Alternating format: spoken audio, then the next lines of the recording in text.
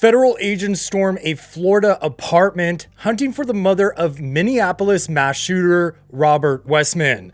She's now lawyered up and refusing to talk after her son's deadly attack killed 2 kids and injured 18 others. I'm Joseph Morris, and don't forget to like and subscribe. It was just revealed that on Wednesday, August 27th, 2025, federal agents swarmed 63-year-old Mary Grace Westman's apartment in East Naples, Florida, hours after her 23-year-old son, Robert, shot up Annunciation Catholic Church in Minneapolis. A Minnesota mass shooting investigation travels to Southwest Florida's front doorstep. Ms. Westman, my name is Dave Christie. I'm with the FBI. Our cameras were rolling when these agents identified themselves as FBI and called for a Miss Westman, Mary Grace Westman, the mother of the person who opened fire in Wednesday's tragic mass shooting. So the question was, have we spoken to the shooter's parents and if there were any red flags that may have been missed? I know there were dozens of interviews that have been conducted with relatives, friends, associates of the shooter, as well as people, obviously individuals, witnesses that were present at the scene yesterday. I know we have not been successful in talking to the shooter's mother yet at this time, but there continue to be efforts made to get that done. Wink News confirmed a Mary Grace Westman of Minneapolis owns this East Naples condo. So Mary Grace was nowhere to be found. She's not cooperating with investigators, even as they try to figure out why her troubled son carried out this horror that ended with his own death. Police executed 4 search warrants that day, grabbing hundreds of pieces of evidence like phones and laptops. But Mary Grace's silence is raising questions. She's hired criminal defense attorney Ryan Gary, who told Fox News she's completely distraught and has no culpability. Ryan has worked cases for Colin Kaepernick on George Floyd protest lawsuits and rapper Designer on indecent exposure charges. But I want to know, why do you guys think Mary Grace is dodging the police? Some say she might be avoiding the role she played in Robert's life. Could she feel responsible for what he became? Drop your thoughts in the comments. I'm curious to hear your take. Meanwhile, Robert's father, 54-year-old James Westman, has stayed quiet. He's worked 29 years as a senior application developer for Esri, a government software contractor with CIA ties. James recently removed his LinkedIn profile, which makes you wonder, is he avoiding attention, or is there more to his story?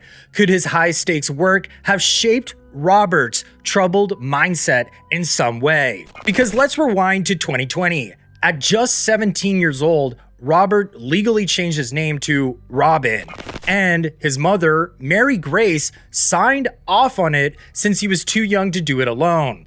It seemed like she supported or even encouraged his gender transition.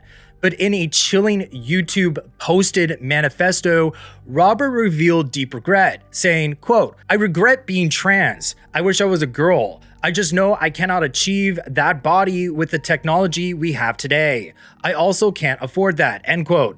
This shows someone wrestling with self-loathing, which may have fueled the hate driving his attack. Could his parents have caught the signs earlier?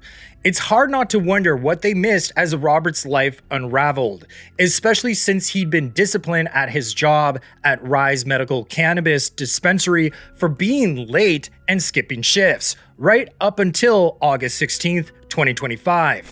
His instability was clear, yet it led to this tragedy. 9mm go bang. And here's where it gets darker.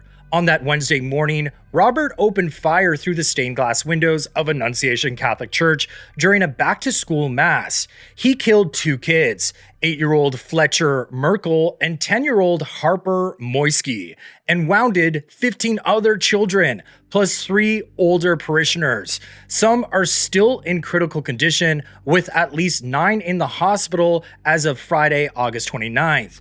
Robert knew the church well. He'd been a student at the attached school, and Mary Grace worked there as a secretary until retiring in 2021. So did he target that school because of these ties? Well, investigators seem to think so. pointing to his familiarity with the layout and his personal connection to that place through his mother. The community's left wondering how someone so tied to this church could commit such a horrific act. Now enter United States Secretary of Health and Human Services, Robert F. Kennedy Jr., who is investigating whether SSRIs or gender transition hormones Robert might have taken played a role. People have had guns in this country forever. When I was a kid, we had shooting clubs at our school. People, kids, my classmates, other people would bring a .22 rifle with their guns to school and park it in the parking lot. Nobody was shooting. So there's never been a time in America, in the history of humanity, and people walked into a crowd, into a church or a movie theater or a school or a crowd of strangers and just started randomly shooting. It's happening in our country. It's not happening around the world. And there are many other countries that have comparable levels of guns that we have in this country. We had comparable levels in the 40s, 50s, and 60s, and people weren't doing that. Something changed, and it dramatically changed human behavior. And one of the culprits we need to examine is whether the fact that we are the most over-medicated nation in the world, and that a lot of those are psychiatric drugs that have black box warnings on them.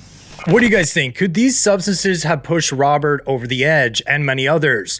The father of 8-year-old Fletcher spoke out saying, "A coward decided to take our 8-year-old son Fletcher away from us. Because of their actions, we will never be allowed to hold him, talk to him, play with him, and watch him grow into the wonderful young man he was on the path to becoming." Fletcher loved his family, friends, fishing, cooking, and any sport that he was allowed to play. While the hole in our hearts and lives will never be filled, I hope that in time our family can find healing. I pray that the other victim's family can find some semblance of the same. I'm hopeful that all the wounded are able to make a full recovery and return home to their families. And finally, all the people, and especially the children, impacted by this horrific event are able to recover mentally and find strength to live loving, happy, and full lives. Please remember Fletcher for the person he was and not the act that ended his life. Give your kids an extra hug and kiss today. We love you, Fletcher. You'll always be with us. Wow, the pain in those words shows the human cost of this tragedy, a stark reminder of the lives lost and forever changed. This tragedy feels like a failure on so many levels. Robert's manifesto shows a young guy drowning in regret and self-hatred with no clear way out. Mary Grace's support for his transition might have been well-intentioned, but did it miss a deeper issue? Her silence now feels like she's avoiding tough questions, even if she's grieving. James's role at ESRI with its CIA connections adds a strange layer. Could it have influenced Robert in some way? We don't know, but it's worth asking. RFK's drug angle raises valid concerns. SSRIs and hormones can mess with your head, especially if you're already unstable. We need better mental health resources, stricter checks on online hate, and honest conversations about gender dysphoria that don't just push one direction. This raises tough questions about whether it could have been stopped. So I'll be following up on Robert's father and what investigators uncovered in those search warrants. So please stay tuned. And if you enjoyed this video, please hit like and subscribe and leave a comment because I read every single one. Bye guys.